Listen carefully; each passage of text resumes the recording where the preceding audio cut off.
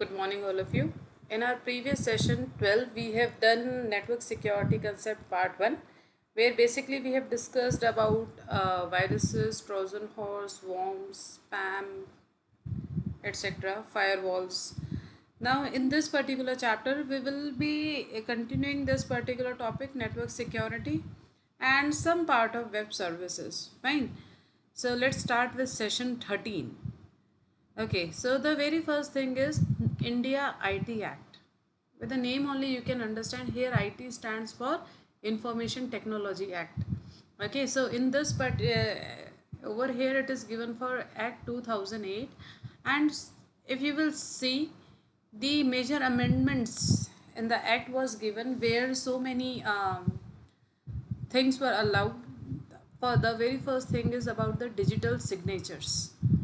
Okay, or generally you are saying online signatures or digital signatures. Authentication of electronic records by digital signature gets legal recognition.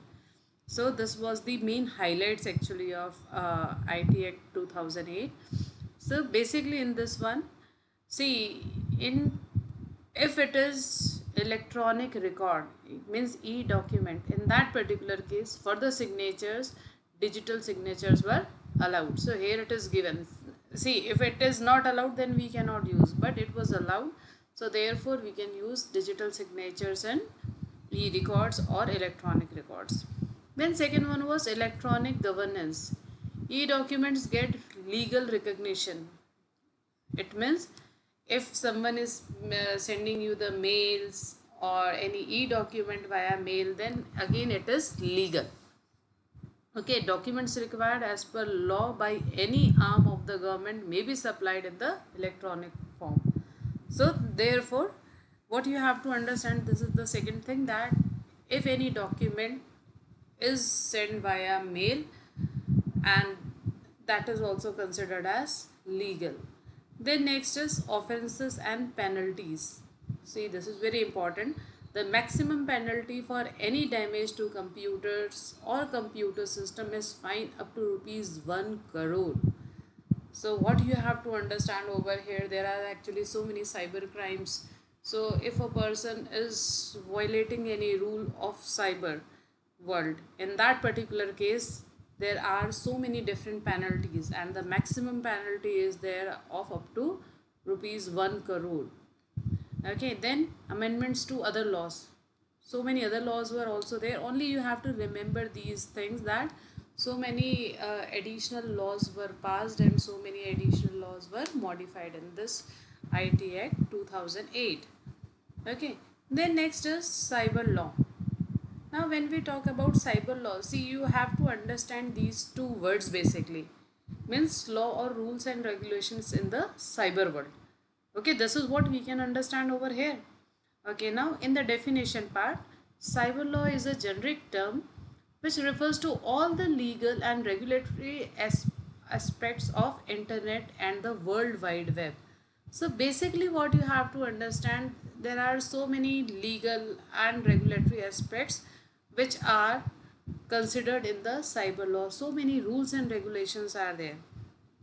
Okay, and when we are working on internet, we must follow all those, or we must do basically all those laws. Okay, and according to that only we should behave. Then next is the cyber crimes. Now see, these are so many cyber crimes given over here. See, again, first of all, for cyber crime you have to understand with the name only. See, it is nothing but the crimes in the cyber world.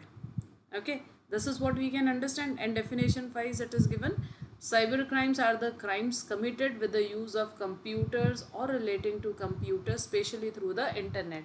So again, the crime has been committed with the help of computers over internet. So this is what called as cyber crime. Okay, then next is the classification of cyber crime. Now when we talk about classifications, now in that basically six important classifications are given for cyber crime. The very first thing is tampering with computer source documents. Okay, fine. So very first thing is tampering with computer source document. See, the meaning of this is a person who is intentionally destroying either your computer or a network or a part of system or any hardware device or your any software, that all comes under tampering with computer source documents. Then next is hacking. Hacking means to enter in somebody's system without their permission or without their knowledge. To enter in anybody's system or in anybody's network without their permission or knowledge is called as hacking. Then next is publishing of information which is obscene in electronic form. See, there are so many information which you are not supposed to publish. Still, if you are publishing, it is again illegal. For example, any copyright information you are publishing, you are showing it as yours, or any statement or sarcastic statement you are writing which is not acceptable by the other people of the society, again will be considered as illegal. So you must take care of the information that you are publishing in the public. Then child pornography, uploading child's images or videos is again not allowed. Okay, this is very important thing, and so many laws are has been developed for this particular aspect. So you have to take care that even child's photographs who are under 18, you are not supposed to publish or post. Pornography is not allowed. Then next is accessing protected system. Again, it is similar to your hacking. A protected system is which has been protected by the outside world, and then you are you are accessing or you are trying to get the information from that system is again not allowed. Last is breach of confidentiality and privacy. Again, somebody's confidential information or private information you are entering or you are retrieving is again not allowed. So basically these all things comes under cyber crime. See, as a student or as a user of cyber world, you must know what are the crimes. Okay, so that at least if you are aware, then only you will not do all these type of crimes, or you will not involve basically in these type of crimes. Okay, then next we are having is IPR issues. IPR here stands for intellectual property rights. Okay, now what is the meaning of intellectual property rights? See, there are so many ideas of the person. So internet is actually a very big library of information. Fine. So so many things are there, so many peoples have thought so many things, and sometimes it is sometimes they have done patent of the same thing, but sometimes they have not done, means it is somebody else who has thought for that, and then you are making it as yours is again not allowed. See, it is intellectual property.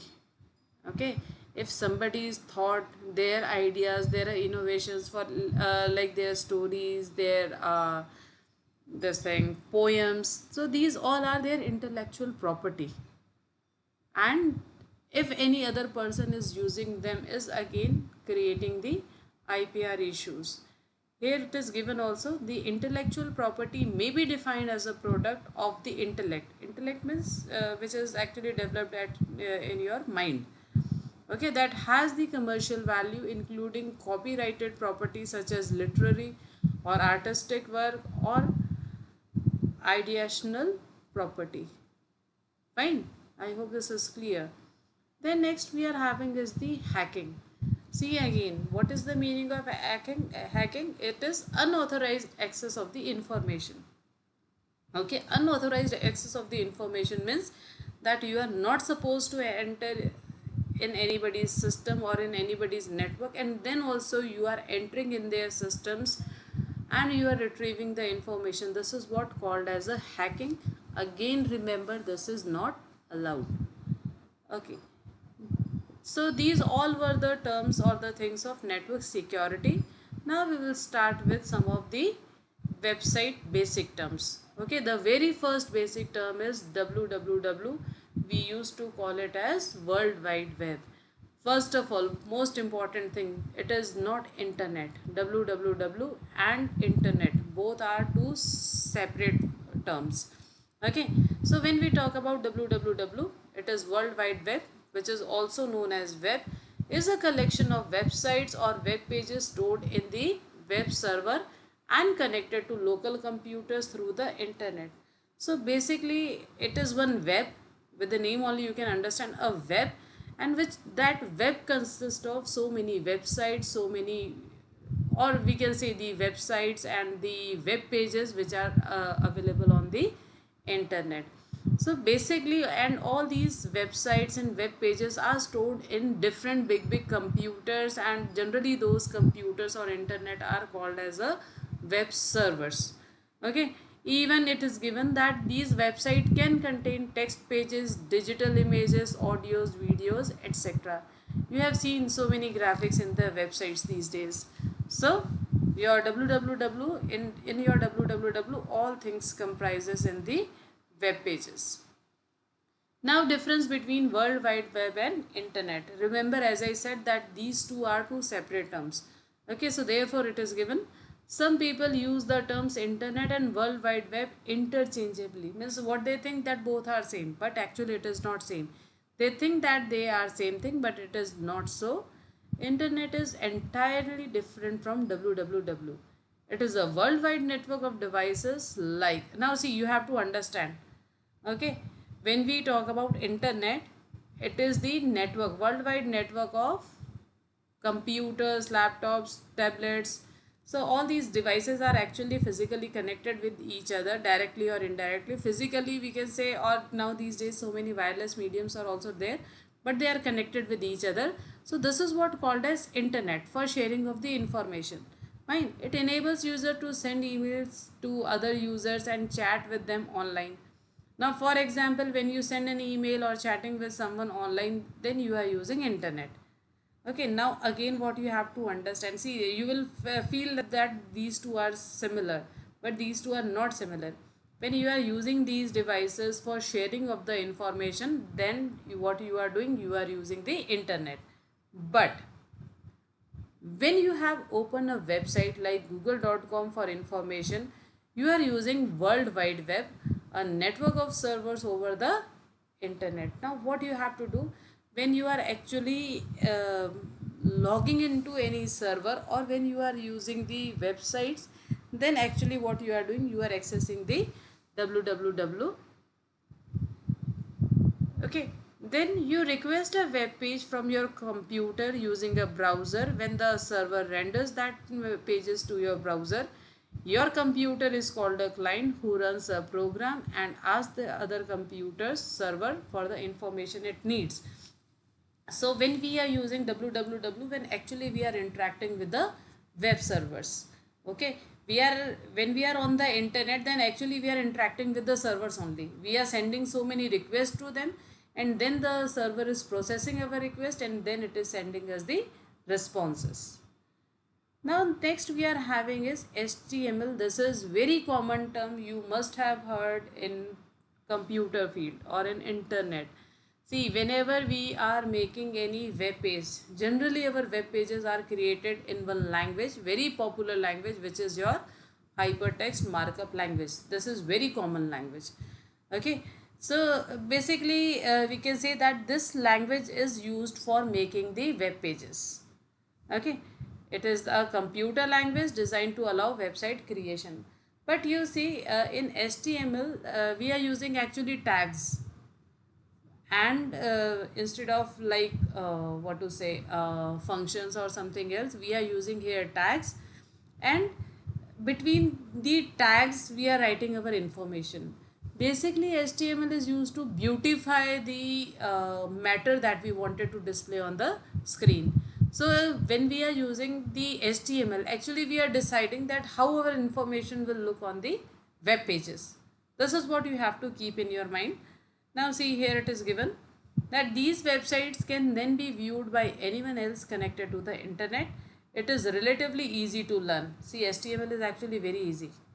Okay, very easy language. Therefore, people are using HTML for creating the web pages, with the basics being accessible to most people in one setting and quite powerful in what it allows you to create. So it is powerful also, and plus it is very easy to use. So therefore, can easily create the web pages by using HTML. Now the definition of HTML or hypertext markup language. See, whenever you are using internet, no, you must have seen so many web pages are there which are linked with each other.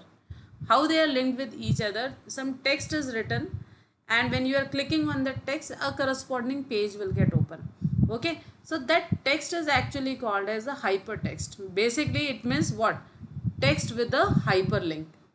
Okay, a text with a hyperlink is called as the hypertext. Over here in this particular page there is no hypertext, but in the last I used to write, no, for explanation click here, then after that I am giving you one YouTube link. Okay, so that YouTube link is actually called as hypertext. When I am saying, no, click here, so when you will click on that link, then automatically the other link will get open. Okay, this is what called as hyperlink. Then next is your markup. Markup is what HTML tags do to the text inside them. They mark it as a certain type of text, italicized text for example.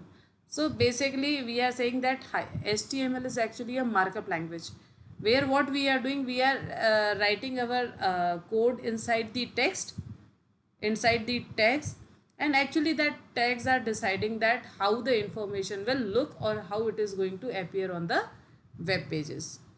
Okay, then last topic is XML, extensible markup language. So first of all, this is again markup language. Okay, so what you have to understand, that here also we are going to use the tags.